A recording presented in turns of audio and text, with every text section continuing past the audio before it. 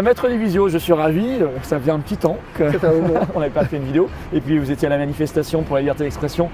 On est au pied de l'Arcom, cette tour austère, la tour de la censure. Alors, justement, on va commencer par ce combat pour la liberté d'expression parce qu'il y a beaucoup de voix, je les ai citées tout à l'heure en manifestation, qui réclament la fermeture de X après la fermeture de C8 qui aura lieu dans quelques semaines. Et vous êtes bien au courant puisque vous y êtes. Je crois tous les soirs quasiment. Tous les soirs. Avec brio. Et faisons un petit. D'abord, qu'est-ce que ça vous inspire, ces voix qui se lèvent pour la censure au nom de la démocratie? Et deuxièmement, imaginons qu'on ait vécu par exemple la crise du Covid sans réseaux sociaux. Qu'est-ce que ça aurait donné? Ça aurait donné qu'on aurait eu Marty et Delfrécy comme unique source d'information. Mais c'est vrai. D'ailleurs, rappelez-vous, Delfrécy a dit un truc avec la médecine qui augure de ce que c'est qu'une crise sur les réseaux sociaux. Il a dit, le problème de certaines chaînes, CNews en particulier est cité, mais ça pour les réseaux, c'est qu'on a instauré un débat. Il l'a dit en ces termes. On a instauré un débat, or il y a des choses qui ne se débattent pas.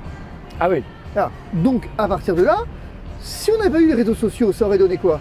Ça aurait donné une information univoque, sans débat, et donc on aurait eu un certain nombre d'infos. Je relève. On en serait encore aux 95% d'efficacité. On en serait à la transmission, à protéger papier mamie, et on en serait à une censure généralisée qui aujourd'hui se retourne contre les censeurs finalement.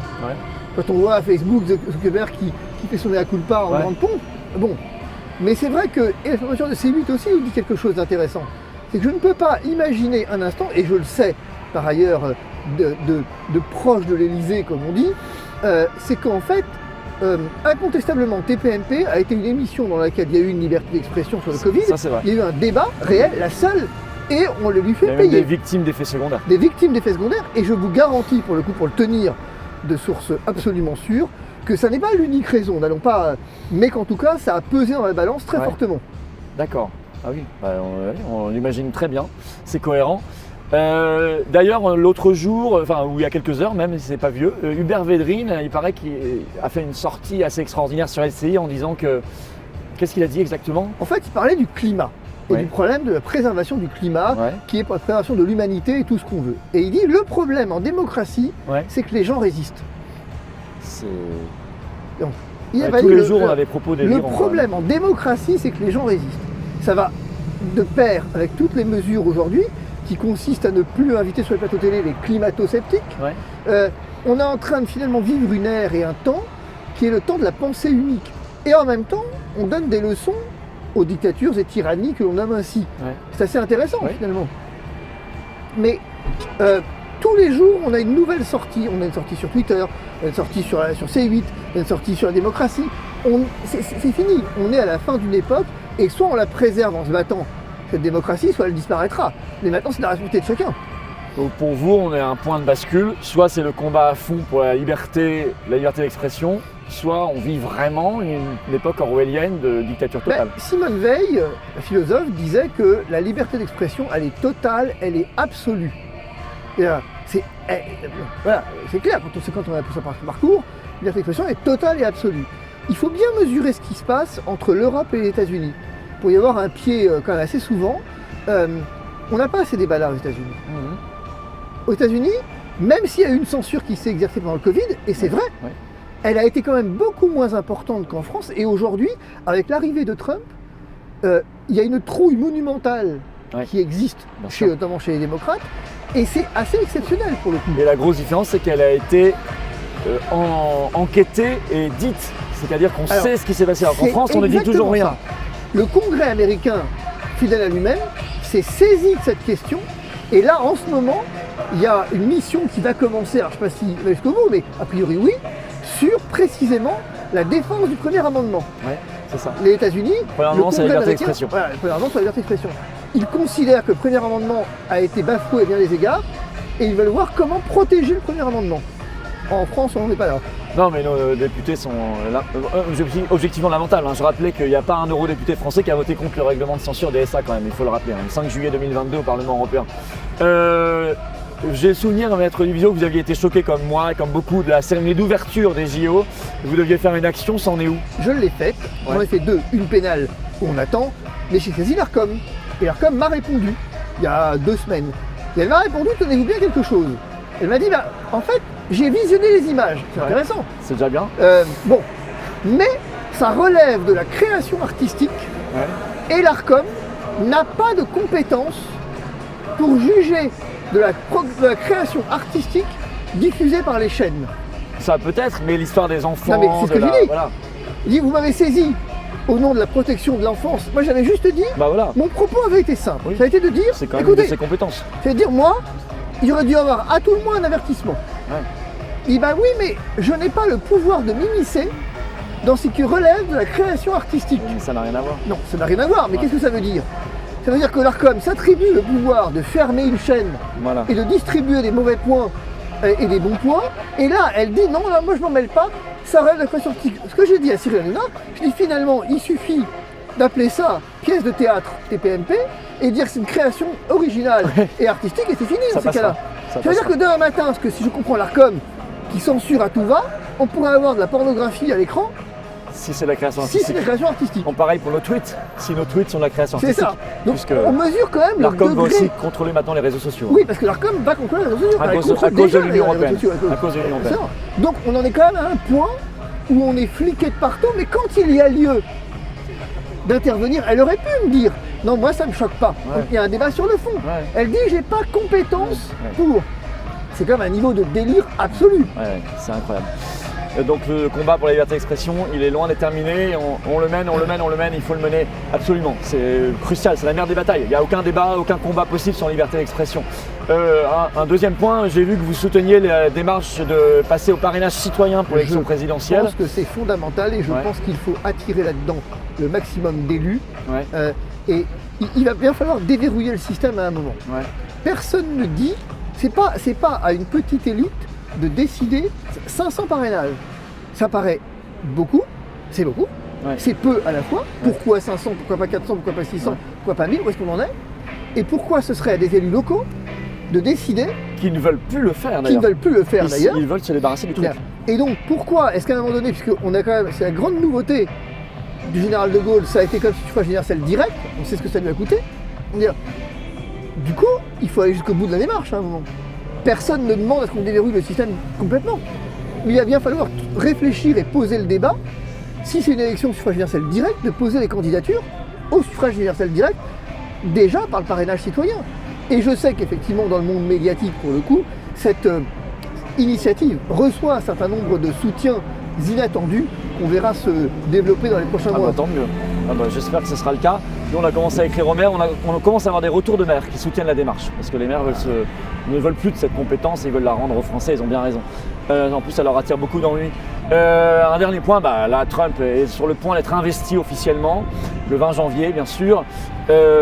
On nous annonce une centaine de décrets présidentiels la première journée sur tous les sujets. L'interdiction du wokisme à l'école, la fin de l'expulsion des clandestins, la fin de la guerre en Ukraine, il y aura la liberté d'expression, il y aura des... Alors ça va forcément avoir un impact sur le débat français parce que ça va toucher à tout. Comment vous analysez ça, ça va avoir un impact sur le débat européen et du coup français. Donc, quand on voit comment l'Europe panique, comment Thierry Breton s'agite autour d'Elon Musk matin, midi et soir, alors que pour l'instant il n'est personne Elon Musk. Il est juste un soutien de Donald Trump et ok, il va prendre une part au gouvernement, mais non, pour l'instant il n'est même pas investi Donald Trump. Et quand on voit le vent de panique qui s'abat sur l'Europe, on peut se dire que ça va quand même swinger dans les prochaines semaines et les prochains mois. Ça va secouer très fort. Et qu'on va montrer quelque chose d'important, c'est l'inertie et l'inanité, si je puis dire, et le fait que l'Europe ne soit plus rien, que l'Europe n'est plus rien, et qu'elle gesticule autour de la fermeture de X, là où on parle de quelqu'un qui quand même est l'homme le plus riche du monde, qui va faire sur le plan gouvernemental, les plus grandes réformes qui ont jamais existé aux États-Unis, et nous on s'agite autour de la fermeture de X. C'est quand même intéressant pour le coup. Et donc ça va être intéressant à suivre, mais ça va avoir forcément un impact, ça va montrer surtout la faiblesse de l'Europe face au reste du monde. Est-ce que ça va pas ouvrir, vous dites que ça va swinger, secouer très très fort, ça c'est certain, est-ce que ça va pas ouvrir une foule de débats en France que le gouvernement ne souhaiterait pas qu'on ouvre. Ah bah ça va. Par exemple, je sais pas, l'apprentissage de la sexualité à l'école, parce qu'on sait que Trump va se battre contre ça. La liberté d'expression, la guerre en Ukraine, ça va ouvrir l'OTAN, ça va ouvrir plein de débats vachement intéressants. C'est que malgré eux. Je crois que l'Europe et la France sont pieds et poings liés. Et que comme on est les vassals des États-Unis, il faut bien à un moment donné que c'est un avantage cette histoire. Et donc aujourd'hui, on va avoir une dynamique nouvelle qui va s'inscrire. Et c'est pour ça d'ailleurs qu'on a une censure, cette menace de censure qui s'abat. C'est forcément lié. C'est-à-dire qu'à un moment donné, ils savent qu'il y a plein de débats qui vont arriver là. On ne veut surtout pas. Regardez ce qu'a fait Musk. Premier jour, il dit ok, tout ce qui est Epstein, tout ça, je vais arriver, je vais lancer les noms. Et ça aussi. Epstein, Didi, tout ça. Je vais arriver, je vais lancer les noms. Ça va forcément. Et Trump, regardez, à peine investi, pas encore investi, que déjà Israël-Palestine, on a un cessez-le-feu. Ce que l'Europe a été incapable de faire. Et Emmanuel Macron qui se félicite. La France. La France. Mais Emmanuel Macron qui s'en félicite. Bon, on a quand même. Alors, on vit quand même un moment historique intéressant. Très intéressant. Eh bien, merci Maître Divisio, on va suivre ça. Voilà, merci à Maître Divisio. Nous avions également présent à cette manifestation nationale que nous organisions pour la liberté d'expression dans un froid glacial, il faut le dire. Bravo aux bénévoles, bravo aux nombreuses personnes qui étaient là. Nous avions également d'autres interventions de très haute qualité. 3 avocats en fait, donc Maître Divisio, Maître Carlo Brusa qui était là, qui a pris la parole aussi. Je remercie également Maître David Guyon qui a fait une intervention, qui nous a envoyé une intervention formidable. La liberté d'expression, on se bat. On avait tous nos badges qui étaient là. Supprimons l'ARCOM, liberté d'expression, je soutiens X. Et puis on se bat parce qu'il faut dégager toutes ces lois de censure. Il faut sortir le règlement européen DSA de censure et donc sortir de l'Union européenne, avoir la souveraineté numérique française et se battre pour le principe de liberté d'expression, le remettre dans les têtes devant l'interdiction. Les restrictions, c'est très très important. On a bien analysé cela avec Maître Divisio. On a parlé aussi du soutien qu'il apporte à notre initiative de parrainage citoyen pour l'élection présidentielle. Vous pouvez continuer d'écrire à votre maire en ce sens, lui demander de soutenir. On a déjà des retours de maire. Le lien pour le faire, et c'est vous qui êtes actif là-dedans. La lettre et tout est expliqué par un lien sous la vidéo en description. Et bien sûr, on est à quelques heures de l'investiture de Trump, ça va secouer le débat public, et notamment en France, ça va secouer Macron très très fortement, ça va le faire swinguer, comme dit Maître Divisio. Oui, on va s'en occuper aussi, de le faire swinguer encore plus fort, encore beaucoup plus fort. Comptez sur nous, on est dans l'action concrète, nos patriotes. Voilà, on est dans l'action concrète. Le 20 janvier, on a aussi la première décision de justice sur Ursula von der Leyen, le Pfizergate, où on est partie civile contre elle. Merci de partager cette vidéo. Pour ça, de vous abonner à cette chaîne YouTube par un petit clic gratuit sur s'abonner. Pensez à le faire. Hop, un petit clic, c'est fait. Vous aidez la chaîne. Les vidéos sont mieux recommandées par l'algorithme de YouTube. Merci pour votre petit clic très efficace. Évidemment, je suis le samedi 1er février à 15h en grande réunion publique à Thonon-les-Bains en Haute-Savoie. C'est entrée gratuite, c'est ouvert à tous, adhérents comme non-adhérents. Pensez à vous inscrire pour nous aider à organiser par le lien sous la vidéo en description. Ça part très vite. Inscrivez-vous vite. Et voilà, je vous attends, patriotes. Vous savez, ces événements, on les fait parce que vous êtes là, grâce à vous, avec vous. Si vous n'êtes pas là, on ne peut pas les faire. Si on ne les fait pas, personne ne les fera à notre place. Et ça, vous le savez, la démonstration a été faite ces dernières années. Et on ne lâchera pas le morceau. Sur les manifestations, les actions en justice, les actions politiques, les actions citoyennes, les tracts, les affiches, tout. On sera là. Les opérations comme avec les maires, les parrainages citoyens. Les patriotes animent, organisent, structurent le débat public. C'est le plus grand mouvement de résistance souverainiste de France, mais il se fait et se construit.